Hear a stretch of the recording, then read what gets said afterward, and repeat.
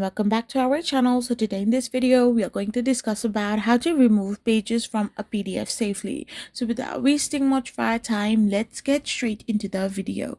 So if you're gonna remove pages from PDF safely, all you're gonna do is simply go to any of the online PDF tool like I love PDF, PDF.net, small PDF or anything.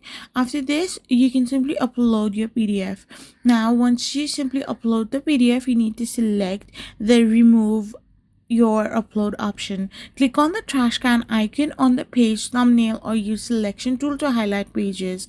After you have removed a certain page, you can simply click on the save button or finish button and download your new smaller PDF.